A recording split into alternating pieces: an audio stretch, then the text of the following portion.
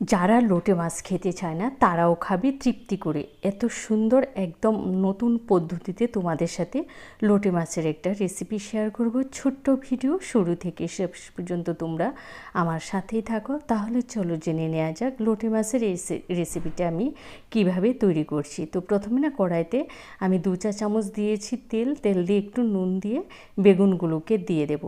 বেগুনগুলোকে আমি একটু লাল লাল করে ভেজে নেব। তো যারা আমার ভিডিওটা দেখছো প্লিজ ভিডিওতে একটা লাইক দিতে ভুলো না, কারণ তোমাদের একটা লাইক আমাকে অনেক দূর এগিয়ে যেতে সাহায্য করবে। তো দেখো বেগুনগুলো ভাজা হয়ে গেছে, বেগুনগুলোকে তুলে নিচ্ছি। এবার আরও 1 চা চামচ দিয়েছি সর্ষের তেল, আর দিয়েছি আবারও 1 চা চামচ নুন দিয়ে না আমি একটু দুটো বড় সাইজের পেঁয়াজ একটু গ্রেট করে নিয়েছি, আর দিয়েছি 2 চা চামচ রসুন বাটা। এই মাছে কিন্তু রসুনের বাটাটা একটু পরিমাণটা বাড়িয়ে দেবে, খেতে ভালো লাগে। তো পেঁয়াজটাকে একটু লাল লাল করে ভেজে নেব। পেঁয়াজটা ভাজা হতে দিয়ে একটা মশলা তৈরি করে নেব।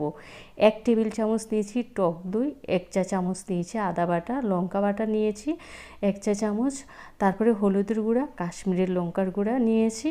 ঝালটা তোমরা তোমাদের পছন্দ মতো দেবে। এবার বেশ ভালো করে টক দইয়ের সাথে মশলাটিকে মিশিয়ে নিয়েছি। মশলাটা এক পাশে রেখে দিয়েছি। তো দেখো পেঁয়াজটা আর রসুন কিন্তু সুন্দরভাবে ভাজা হয়ে গেছে। এবার ওই যে মশলাটা আমি তৈরি করে রেখেছি ওই মশলাটাকে আমি দিয়ে দিচ্ছি, দিয়ে আবারও বেশ ভালো করে কষিয়ে নেব। একদম অল্প আছে, যেহেতু টক দই দেওয়া আছে, না হয় দইটা ফেটে যাবে। এবার ওই মশলার বাটিটা ধুয়ে একটু জল দিয়েছি। জল কিন্তু ওইটুকুনই, এই রান্নায় আমি আর এক্সট্রা কোনো জল ব্যবহার করব না। এবার একটা বড় সাইজের টমেটো মাঝখান দিয়ে কেটে কেটে দিয়েছি। মশলা কিন্তু পুরোপুরি ভাজা হয়ে গেছে। তো আবারও একটু না নুনের প্রয়োজন, তাই আবারও একটু নুন দিয়ে দিয়েছি। এবার দিয়েছি লোটে মাছটা। লোটে মাছের না আমি এটা কিন্তু একদম কাঁচা লোটে মাছ। লোটে মাছটাকে মাঝখান থেকে আমি কাঁটাটা বের করে নিয়েছি, কারণ আমার না ওই লোটে মাছ খেতে গেলে যে মুখে কাঁটাটা পড়ে সেটা খেতে ভালো লাগে না। সেই জন্য তোমরা চাইলে কাঁটাটা বেরোনো কাটতে পারো। আমি কিন্তু একদম কাঁচা অবস্থায় মাছ থেকে কাঁটাটা বের করে নিয়েছি। তো লোটে মাছও দেখো একদম ভালো করে সেদ্ধ হয়ে গেছে। আর লোটে মাছ রান্না করতে কিন্তু অল্প সময় লাগে।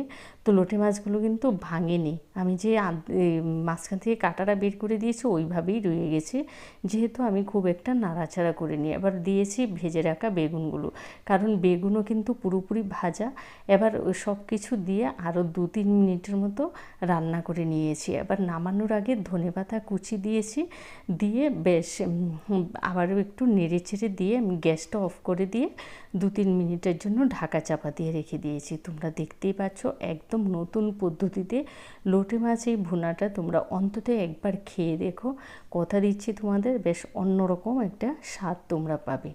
ভিডিওটা ভালো লাগলে তোমাদের আত্মীয় স্বজন বন্ধুবান্ধব সবার সাথে বেশি বেশি করে শেয়ার করে দেওয়া। যারা চ্যানেলে নতুন আছো চ্যানেলটা সাবস্ক্রাইব করে পাশে থেকো। ভালো থেকো, সুস্থ থেকো, টাটা।